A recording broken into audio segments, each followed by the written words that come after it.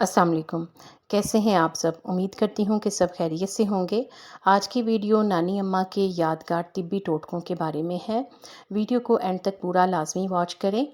तरबूज खाने के बाद थोड़ा सा नमक चाट लेने से बदहज़मी नहीं होती। चावलों के उबले हुए पानी से सर धोने से बाल गिरना बंद हो जाते हैं। मीठा ज़्यादा खाने से जल्दी बुढ़ापा आ जाता है। 4-5 दिन मुसलसल कच्चा प्याज खाने से पेट के कीड़े मर जाते हैं। प्याज ब्लड प्रेशर, दिल और मैदा की बीमारियों और फालिज के मर्ज से महफूज रखता है। बरसात के मौसम में कच्चा प्याज खाने से हैज़ा जैसी बीमारी से महफूज रहते हैं। आजकल प्याज का इस्तेमाल बहुत फ़ायदा पहुंचाएगा। हमल के दौरान बाकायदगी से खरबूजा खाने से बच्चा गोल मटोल और ख़ूबसूरत पैदा होता है। हाथ पाँव सुन्न हो जाने का मसला हो तो 1 चम्मच शहद, 1 चम्मच अदरक का रस, 1 चम्मच नींबू का रस 1 गिलास पानी में मिलाकर पी लें। जोड़ों के दर्द और सूजन से निजात के लिए 7 अदद छुहारे, 5 माशे पिसी हुई सौंठ दूध में जोश देकर सुबह निहार मुँह पीने से बेहद फ़ायदा होता है। गर्म पानी से बाल धोने से बाल कमज़ोर हो जाते हैं। बाल धोने के लिए सर्दियों में भी नीम गर्म पानी का इस्तेमाल करें। पानी कम पीने से होंठ काले हो जाते हैं। ऊँट का गोश्त खाने से उम्र बढ़ती है। बादाम की गिरी रोज़ाना खाने से कोलेस्ट्रॉल कंट्रोल में रहता है। पानी में सब्ज़ इलायची उबालकर पीने से बुखार उतर जाता है। सब्ज़ियाँ खाने से खूबसूरती बढ़ती है। गन्ने का जूस पीने से हाजमा ठीक रहता है, इसलिए जिनका हाजमा ख़राब हो इन्हें गन्ने का जूस पिलाएं।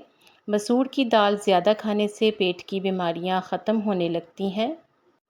मसूर की दाल के बादीपन को ख़त्म करने के लिए पकाने के बाद इसमें 1 या 2 चम्मच दूध ज़रूर शामिल करें। बच्चों का कद बढ़ाने के लिए 11 खजूरें रात को पानी में भिगोकर रख दें। सुबह इनकी गुठलियाँ निकालें और दूध में ब्लेंड करके मिल्क शेक बनाकर बच्चों को पिलाएं। बच्चों का कद बढ़ाने के लिए कमाल का टॉनिक है। अगर कान में दर्द हो या कान में पानी चला जाए तो कोई दवा इस्तेमाल करने की बजाय उल्टे पाँव चलें। रोज़ाना 3 खजूरें खाने से बलगम दूर हो जाती है। नज़ला ज़ुकाम और खांसी के लिए अमरूद मुफीद फल है। चेहरे की खुश्की के लिए रोगने बादाम मुफीद है। और अब कुछ टिप्स ईद उल अज़हा के बाद काम आने वाली हैं। ईद के मौका पर गोश्त के साथ साथ खालिस सेब का सिरका इस्तेमाल किया जाए तो गोश्त जल्दी हज़म हो जाता है और इसके मुज़िर असरात भी पैदा नहीं होंगे। लेकिन इस सिरके को पानी के साथ बहुत कम मिकदार में इस्तेमाल करें।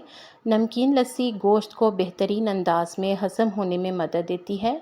गोश्त के साथ सॉफ़्ट ड्रिंक्स इस्तेमाल करने की बजाय सलाद, चटनी, प्याज और हरी मिर्चों का इस्तेमाल करें। गोश्त पकाते वक्त इस बात का ख्याल रखें कि गोश्त अच्छी तरह से साफ़ हो और अच्छी तरह से पकाया गया हो, मतलब कि ये अच्छी तरह से गला हुआ होना चाहिए।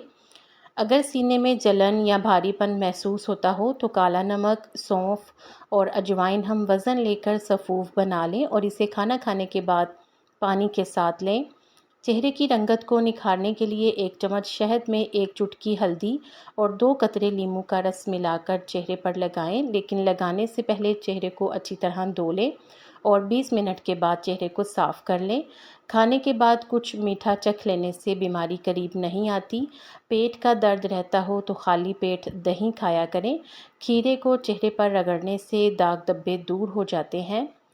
मेथी दाना इस्तेमाल करने से बलगम और सीने की तकलीफ़ ख़त्म हो जाती है। कलौंजी का रस दही में मिलाकर बालों पर लगाने से बाल कभी सफ़ेद नहीं होंगे। सख्त होंठों को नरम और मुलायम बनाने के लिए रोज़ाना रात को सोने से पहले होंठों पर अर्के गुलाब लगाएं। शुगर के ख़ात्मे के लिए बेहतरीन नुस्खा: देसी लहसुन 100 ग्राम, अदरक 100 ग्राम, सब्ज़ पुदीना 100 ग्राम, अनारदाना 100 ग्राम। इन तमाम चीज़ों को नमक के बगैर पीस लें और चटनी बना लें। 1 पाव दही में 1 चाय वाला चम्मच मिक्स करके दिन में रोज़ाना 1 मरतबा ज़रूर इस्तेमाल करें। आपको इन टिप्स में से कौन सी अच्छी लगी है कमेंट सेक्शन में ज़रूर बताएं। वीडियो को लाइक कर दें और मज़ीद मालूमाती वीडियोज़ के लिए चैनल को सब्सक्राइब करके घंटी का बटन भी दबा दें। आपके ताउन का शुक्रिया।